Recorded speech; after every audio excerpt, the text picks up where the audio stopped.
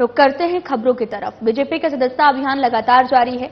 इसी क्रम में राजधानी रायपुर के पंडित दीनदयाल उपाध्याय ऑडिटोरियम में बीजेपी सदस्यता अभियान कार्यक्रम का आयोजन किया गया है और जिसमें बीजेपी प्रदेश अध्यक्ष किरण सिंह देव, मंत्री टंकराम वर्मा, सांसद ब्रजमोहन अग्रवाल के साथ साथ प्रदेश महामंत्री संजय श्रीवास्तव भी शामिल हुए हैं। इस दौरान बीजेपी प्रदेश अध्यक्ष किरण सिंह देव का बयान सामने आया, जिसमें उन्होंने कहा कि बीजेपी का सदस्यता अभियान लगातार जारी है। सदस्यता अभियान को लगातार गति मिल रही है। उन्होंने कहा कि ये संगठन का महत्वपूर्ण कार्य योजना भी है, महत्वपूर्ण पर्व है, जिसको लगातार गति मिल रही है और हम आगे बढ़ रहे हैं।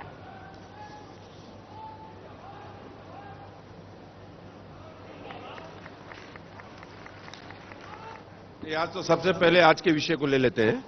आज सदस्यता का हमारा जो महाअभियान का जो पर्व चल रहा है और उस क्रम में लगातार आज देखिए सर्व समाज की दृष्टि से आज सदस्यता अभियान को लेकर बड़ा कार्यक्रम यहां पर रखा गया है पंडित दीनदयाल उपाध्याय ऑडिटोरियम में और निरंतर हमारे सदस्यता अभियान को गति मिल रही है और हमारे बूथ तक के अभियान के कार्यक्रम सफलतापूर्वक संपन्न हो रहे हैं और ये हमारा संगठन का एक महत्वपूर्ण कार्य योजना है, हमारा पर्व है और जिस तरीके से डबल इंजन की सरकार आदरणीय प्रधानमंत्री जी की कार्य योजना कार्यक्रम और छत्तीसगढ़ में आदरणीय मुख्यमंत्री जी का सुशासन और उसका लाभ सभी वर्ग, सभी समाज, गरीब परिवार से लेकर सभी तबके को मिल रहा है।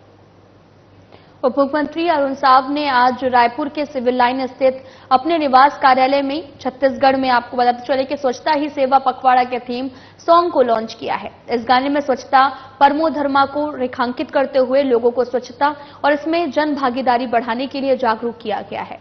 शहरों को स्वच्छ और सुंदर बनाने और राज्य के सभी नगरीय निकायों में 17 सितंबर से 2 अक्टूबर तक स्वभाव स्वच्छता, संस्कार स्वच्छता की थीम पर स्वच्छता पखवाड़ा का आयोजन किया गया है। इस दौरान उन्होंने कहा कि भारत सरकार के निर्देश पर प्रमाण हमने दिया है। स्वभाव साक्षरता, संस्कार स्वच्छता और हमारे देश की परंपरा में स्वच्छता का हमेशा से संस्कार रहा है। चाहे रसोई घर में आने का हो, घर में आने का हो या फिर इस स्वच्छता का संस्कार हमारी पुरातन परंपरा का संस्कार रहा है। निश्चित रूप से हमारा छत्तीसगढ़ स्वच्छ बने, स्वस्थ बने, इस अभियान को हम लगातार कर रहे हैं। एक ऑडियो आपके सामने प्रस्तुत करूंगा। स्वच्छता परमो धर्म पर गाने की लॉन्चिंग की है। जैसा कि हम सब जानते हैं कि अभी भारत सरकार के निर्देश पर स्वच्छता ही सेवा अभियान 2024 17 सितंबर से 2 अक्टूबर तक चलाया जा रहा है और इसका थीम जो हमने दिया है वो है स्वभाव स्वच्छता, संस्कार स्वच्छता। ये हमारे देश की परंपरा में स्वच्छता का हमेशा से संस्कार रहा है। चाहे रसोई घर में आने का हो, घर में आने का हो, ये स्वच्छता का संस्कार ये हमारी पुरातन परंपरा का संस्कार रहा है। हम चाहे मुंशी प्रेमचंद को पढ़ें, महादेवी वर्मा जी को पढ़ें, बापूजी ने जो कहा और डॉक्टर अंबेडकर ने भी स्वच्छता को सर्वोच्च स्थान दिया है। स्वच्छता को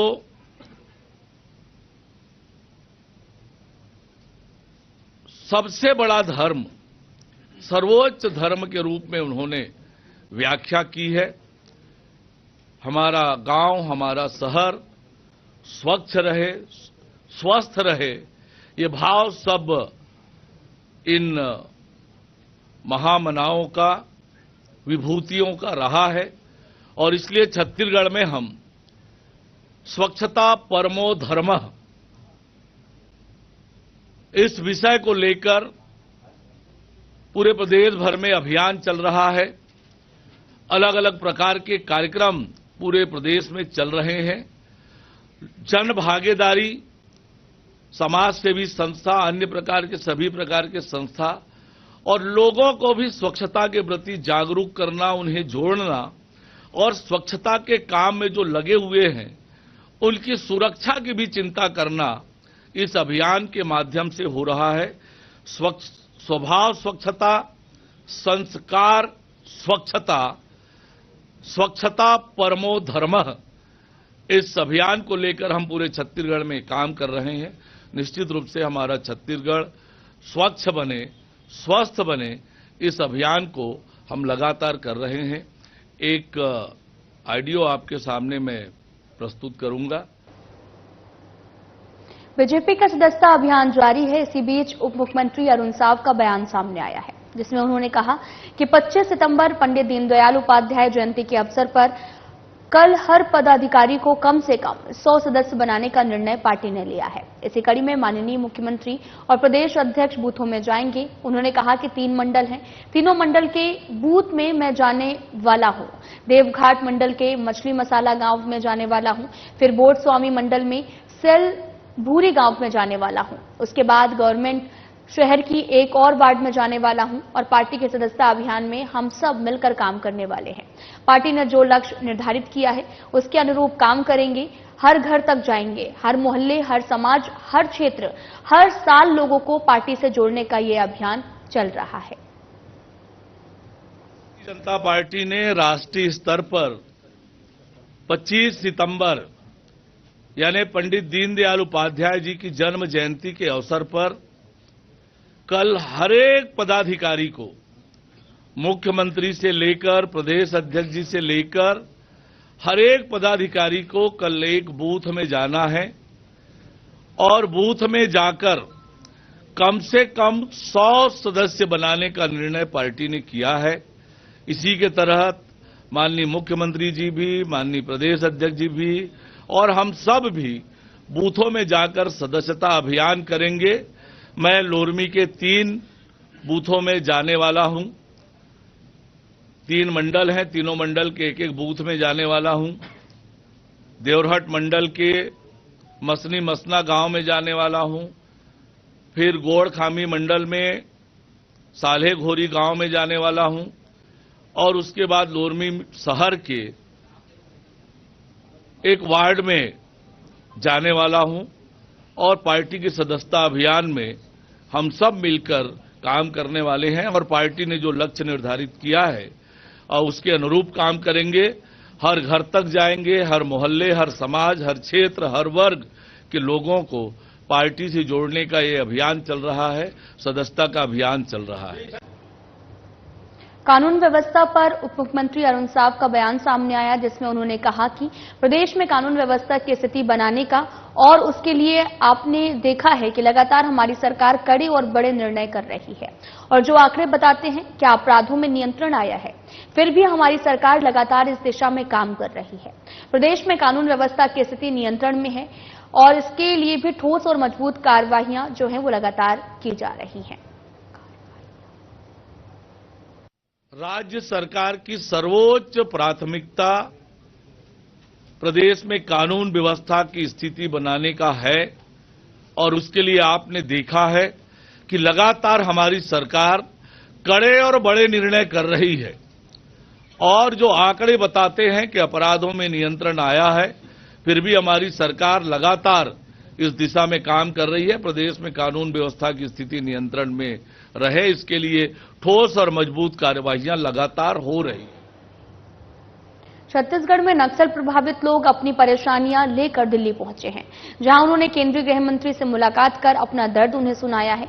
मामले पर उप मुख्यमंत्री अरुण साव का बयान सामने आया, जिसमें उन्होंने कहा कि नक्सली हिंसा से प्रभावित लोग, उनका दर्द कभी किसी ने नहीं सुना है।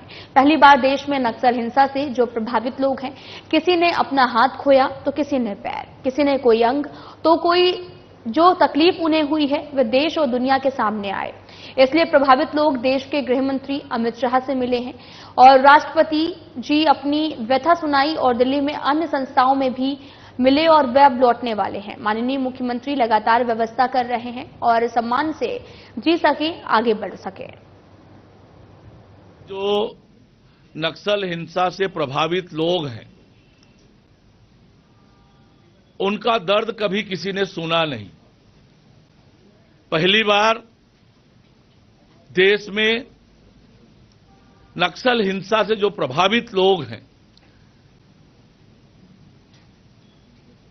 किसी ने अपना हाथ खोया है, किसी ने पैर, किसी ने कोई अंग, और जो कष्ट तकलीफ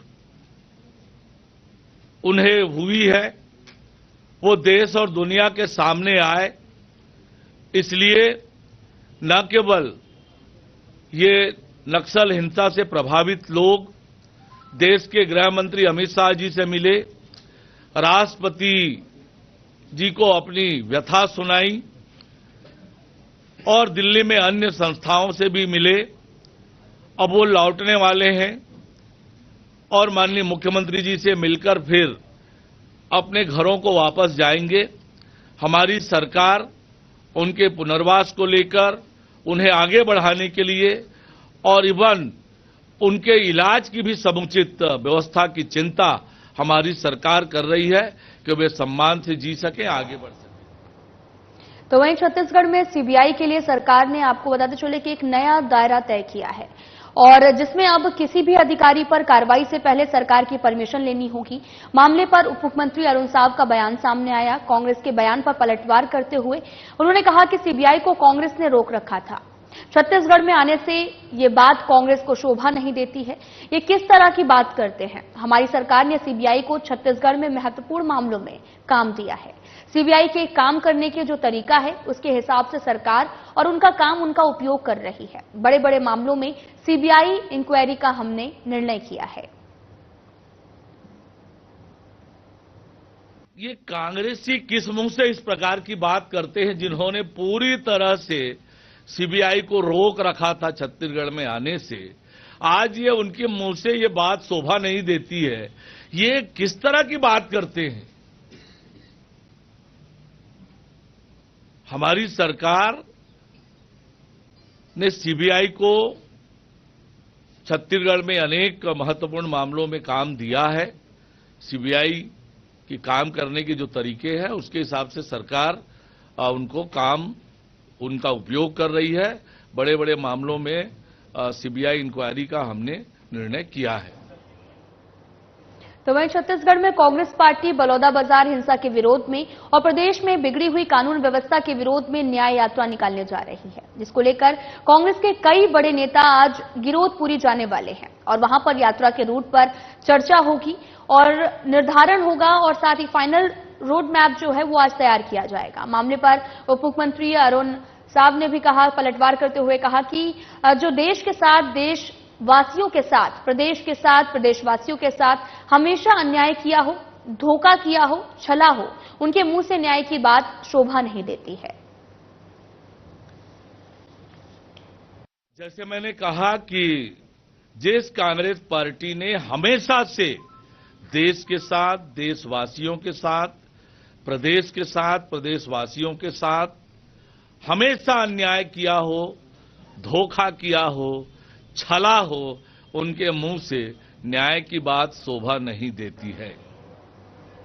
वाणिज्य उद्योग और श्रम मंत्री लखनलाल देवांगन सोमवार को दरी मंडल के, आपको बताते चले कि एसटीपीपी कॉलोनी के बाजार के पास आयोजित बीजेपी सदस्यता अभियान कार्यक्रम में सम्मिलित हुए हैं। इस अवसर पर मंत्री देवांगन ने कार्यकर्ताओं को संबोधित करते हुए कहा कि बीजेपी सिद्धांतवादी विचारधारा पर आधारित पार्टी है। इस पार्टी में जितना मान सम्मान कार्यकर्ताओं का है उतना सम्मान किसी दूसरी पार्टी में नहीं है और साथ ही बीजेपी में गांव का एक साधारण व्यक्ति भी मुख्यमंत्री बन सकता है। एक चाय बेचने वाला प्रधानमंत्री बीजेपी ही बना सकती है। मंत्री देवांगन ने कहा कि बीजेपी सबसे पहले देश को मानती है, उसके बाद पार्टी को और उसके बाद परिवार को मानती है। बीजेपी का आंतरिक लोकतंत्र है।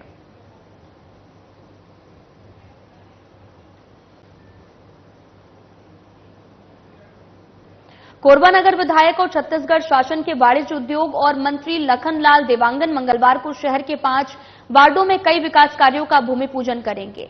वार्ड क्रमांक 1 सर्वमंगलापारा में 5 लाख की लागत से शेड निर्माण कार्य, वार्ड क्रमांक 8 इमली डुंगू में 7 लाख की लागत से सीसी रोड और नाली निर्माण कार्य, वार्ड क्रमांक 10 कुम्हार मोहल्ला और शनि मंदिर के पास 6 लाख की लागत से सीसी रोड और नाली निर्माण कार्य वार्ड क्रमांक 11 पानी टंकी के पीछे नर्सरी नगर में 5 लाख की लागत से बाउंड्री वॉल एवं गार्डन का निर्माण कार्य और वार्ड क्रमांक 12 अटल आवास शारदा विहार में 5 लाख की लागत से सीसी रोड निर्माण कार्य कुल 28 लाख के कार्यों का भूमि पूजन करेंगे।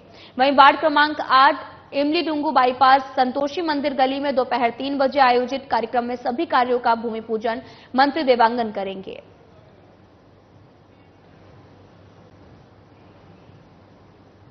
स्वास्थ्य और परिवार कल्याण मंत्री श्याम बिहारी जायसवाल ने एक बड़ी कार्रवाई की है। उन्होंने सिम्स के डीन डॉक्टर के सहारे और साथ ही अस्पताल अधीक्षक डॉक्टर सुजीत नायक को तत्काल प्रभाव से निलंबित कर दिया है। उन पर अस्पताल के संचालन में अव्यवस्था और कई तरह की गड़बड़ियों की शिकायत है। साथ ही स्वास्थ्य मंत्री आज सिम्स में स्वशासी समिति की बैठक में उन लोगों के निलंबन की घोषणा की है जिसके साथ ही पिछले 3 सालों में हुई खरीदी की जांच के निर्देश भी दिए गए। वहीं सिम्स अस्पताल के बेहतर संचालन के लिए स्वशासी समिति के सामान्य सभा को भी बैठक में आज कई महत्वपूर्ण निर्णय लिए गए हैं। मेडिकल कॉलेज में आज स्वशासी परिषद की बैठक थी जिसमें पिछले समय की खरीदियों का कोई ब्यौरा विस्तार से उसमें नहीं है। पिछले समय का आय व्यय का भी कोई लेखा जोखा विशेष रूप से नहीं है। आयुष्मान से प्राप्त आवक और जावक का स्पष्ट उल्लेख नहीं है और कई ऐसे वित्तीय अनियमितता की आशंका है जिसको देखते हुए आयुष्मान का और 3 साल की खरीदी की जांच के निर्देश आज के स्वशासी परिषद में तय हुआ है और इसको यहाँ के तत्कालीन डीन और एमएस के रहते जो संभव नहीं होता, इसलिए शासन के नियमों के अनुसार उनको निलंबित करके जांच इसकी करने हेतु निर्देश दिया। कौन जिम्मेदारी की जाएगी जी इनके खिलाफ कोई एफआईआर खरीदी मामले पर? जी नहीं, अभी जांच तो होगा, जांच के बाद जो भी आएगा उसमें निर्णय लेंगे। इसको जांच में विभागीय जो सीएमई को निर्देश दिए हैं, अब जो कमिश्नर मेडिकल एजुकेशन अब जिस माध्यम से भी जांच कराएंगी स्वयं करेंगी या फिर किसी अपने अधीनस्थ अधिकारी के माध्यम से जांच होगी। अभी प्रभार किसने जो जांच हुई थी अभी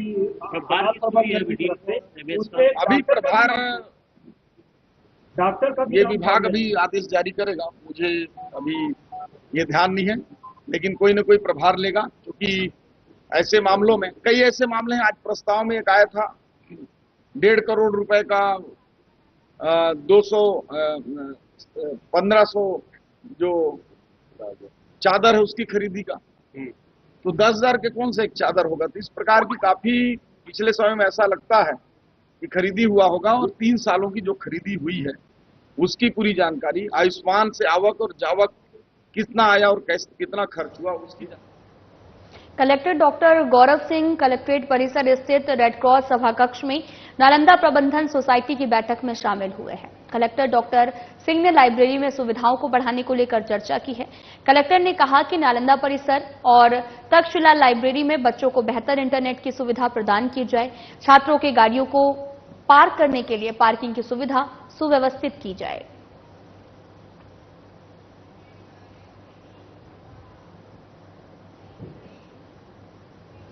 थाना तेलीबांधा क्षेत्र के अंतर्गत तालाब के पास अज्ञात आरोपियों द्वारा ईश्वर राजवाड़े नामक व्यक्ति को धारदार वस्तु से वार कर हत्या कर दी गई थी, जिस पर वरिष्ठ अधिकारियों के निर्देशन में anti crime and cyber unit की 10 विशेष टीम का गठन कर आरोपियों का तलाशी अभियान जो है वो शुरू किया गया और टीम के सदस्यों द्वारा घटना स्थल तक उसके आसपास के सीसीटीवी कैमरों के फुटेज का अवलोकन करते हुए आरोपियों को मोवा पंडरी की ओर जाते हुए देखा गया, जिस पर पुलिस टीम के सदस्यों द्वारा मोवा पंडरी क्षेत्र का सघन चेकिंग करते हुए 19 घंटों के भीतर प्रकरण में संलिप्त सभी तीनों आरोपियों को गिरफ्तार किया है।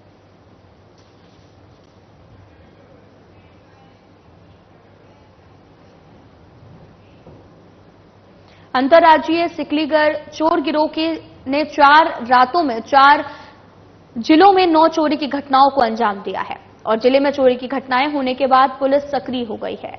सिकलीगढ़ चोर गिरोह के 5 सदस्यों में से महाराष्ट्र निवासी 3 आरोपियों को गिरफ्तार कर लिया गया है और इसमें चोरी के 2 तोला सोना, 1 बाइक और 1 वेन्यू कार बरामद की गई, जिसकी कुल कीमत 12,40,000 रुपए बताई जा रही है। ये तीनों आरोपी महाराष्ट्र के सोरापाड़ा, अक्कलकुआ और जिला नंदुरबार निवासी देवी सिंह और साथ ही धर्मेंद्र सिंह तीसरा आरोपी धनराज सिकलीगढ़ है, जिन्हें पुलिस ने गिरफ्तार कर लिया है। वहीं मध्य प्रदेश के आरोपी दिलीप सिंह और अनिल सिंह फरार चल रहे हैं। थाना बरेली में चोरी की 2-3 घटनाएं हुई थी दोनों शहरों में। जो चोरों की मोडस ऑपरेंडी थी, काम करने का तरीका था, उसके आधार पर दोनों में सिमिलरिटी पाई गई। दोनों जगह मोटरसाइकिल एक स्थान से दूसरे स्थान वहीं चुरा करके फिर छोड़ दी गई घटना करके, फिर एक और मोटरसाइकिल उठा के दूसरे घटना स्थल पर छोड़ दी गई। इसको चैलेंज के रूप में लिया गया पुलिस द्वारा, और जो टीम बनाई गई, जो एसडीओपी बरेली और टीआई बरेली और उनके साथ में जो टीम थी, उन्होंने अच्छी मेहनत की। जो डिजिटल साक्ष्य थे हमारे पास में, जो हमने अलग अलग जगह की रिकॉर्डिंग देखी, उससे हमको एक पैटर्न जो समझ में आया कि इनके द्वारा 4 व्हीलर का जो है उपयोग किया जाना संभाव्य है। उसके आधार पर एक 4 व्हीलर ट्रेस हुई, जिसको पता किया गया, और अक्कल कुआं जो नंदुरबार डिस्ट्रिक्ट महाराष्ट्र के रहने वाले हैं, ये 3 आरोपियों को पुलिस ने पकड़ा है। उनके पास से गाड़ी बरामद हुई है, चोरी गई संपत्ति का कुछ हिस्सा बरामद हुआ है, और अभी 2 आरोपी और फरार हैं। इनके द्वारा ये जो अंतर्राज्यीय चोर गिरोह है, इसके द्वारा न सिर्फ रायसेन जिले में बल्कि अन्य जिलों में भी चोरी की घटना करना स्वीकार किया है। आयुष्मान योजना के 6 साल पूरे हो गए हैं और इस अवसर पर भोपाल के काजू अस्पताल में आयुष्मान पखवाड़ा कार्यक्रम आयोजित किया गया है और आयुष्मान पखवाड़े का शुभारंभ उप मुख्यमंत्री राजेंद्र शुक्ल ने किया है। कार्यक्रम में राज्य मंत्री नरेंद्र शिवाजी पटेल, विधायक भगवान दास सबनानी समेत कई अधिकारी मौजूद रहे। इस अवसर पर डिप्टी सीएम राजेंद्र शुक्ला ने कहा कि पूरे देश में इस योजना की तारीफ हो रही है। उन्होंने मध्य प्रदेश की कानून व्यवस्था को लेकर कांग्रेस के आरोपों पर पलटवार किया और कहा कि मध्य प्रदेश शांति का टापू है। यहां पर जितने डकैत ऑर्गेनाइज्ड क्राइम होता है, वहां पर पूरी तरह से समाप्त भी हो चुका है। उसके बावजूद जो घटनाएं होती हैं, उनमें भी हम सख्त कार्रवाई करते हैं। प्रधानमंत्री नरेंद्र मोदी जी का बहुत आभार व्यक्त करते हैं। इन्होंने गरीब परिवार को 5 लाख तक का निःशुल्क इलाज उपलब्ध कराने के लिए आयुष्मान योजना प्रारंभ की थी, जिसको आज 6 वर्ष पूर्ण हुए हैं। साथ में ही 70 वर्ष से अधिक आयु के जितने भी नागरिक हैं, उनको भी आदरणीय प्रधानमंत्री नरेंद्र मोदी जी ने आयुष्मान योजना के अंतर्गत लाए हैं। तो हमारे जो वृद्ध नागरिक हैं, वरिष्ठ नागरिक हैं, उनको भी इस योजना का लाभ मिलेगा। आज उसकी 6वीं वर्षगांठ हम सब ने मनाई है। तो निश्चित रूप से हमारे यशस्वी प्रधानमंत्री नरेंद्र मोदी जी, हमारे मुख्यमंत्री डॉक्टर मोहन यादव जी का बहुत बहुत आभार व्यक्त करते हैं कि मध्य प्रदेश में आयुष्मान योजना बहुत सुचारू रूप से चल रही है। 6वां वर्ष आरंभ हो रहा है, 5 वर्ष पूरे हुए। पंडित दीनदयाल उपाध्याय जी के एकात्म मानव दर्शन से प्रेरित होकर के भारतीय जनता पार्टी के कार्यकर्ता काम करते हैं। सरकारों में, चाहे राज्य सरकार में रहे, चाहे केंद्र सरकार में, हमारा मूल उद्देश्य रहता है कैसे गरीब कल्याण के कार्यक्रम लागू करें और गरीब को उसकी आंख के आंसू पहुंच सकें। तो इसी दिशा में आयुष्मान भारत एक विजनरी लीडर की क्रांतिकारी योजना है। इसलिए माननीय मोदी जी को धन्यवाद। और अब तो केवल उतना नहीं, तो 70 वर्ष से ज्यादा आयु के किसी भी वर्ग के लोग हों, उनको सम्मिलित कर दिया जाएगा। तो इसमें एक बड़ा लाभ हर एक वर्ग को मिलने वाला है। मैं मानता हूं कि इससे जो आयुष्मान इस देश को निरामय बनाने का जो कदम है, उसको बड़ी सफलता मिलेगी। और मैं माननीय मोदी जी को बहुत बधाई और धन्यवाद देता हूं। देश के नागरिकों का जिस तरह इलाज हुआ है, पूरे देश में इस योजना को लेकर तारीफ हो रही है। आज 6 वर्ष पूरा होने पर आयुष्मान दिवस के रूप में हम लोग इसको मना रहे हैं। एक और जो हमारे 55 करोड़ से ज्यादा हितग्राही पूरे देश में हैं, 4 करोड़ से ज्यादा हितग्राही जो हमारे मध्य प्रदेश में हैं, जिसमें से मध्य प्रदेश में 22 लाख लोगों ने 45 लाख बार जो अपनी इलाज की सुविधा को प्राप्त किया है। लोगों में इस योजना को प्रति लेके काफी भरोसा बढ़ा है। उसके साथ ही 70 वर्ष से ज्यादा के जो हमारे बुजुर्ग हैं, उनको भी इस योजना में शामिल करने का जो निर्णय प्रधानमंत्री जी ने और केंद्र सरकार ने लिया है, उसको आज हम लोग एक उत्सव के रूप में मना रहे हैं। और आयुष्मान दिवस योजना इसी प्रकार से गरीब परिवार के लोगों को बेहतर स्वास्थ्य उपलब्ध हो सके, बीमारी में दूसरों के सामने उनको हाथ न फैलाना पड़े, इस योजना ने वास्तव में एक स्वास्थ्य की दिशा में एक बहुत बड़ी क्रांति लाने का काम किया है। प्रधानमंत्री जी को और हमारे मुख्यमंत्री डॉक्टर मोहन यादव जी को हम सारे लोग धन्यवाद देते हैं। फिलहाल इस बुलेटिन में इतना ही। नमस्कार।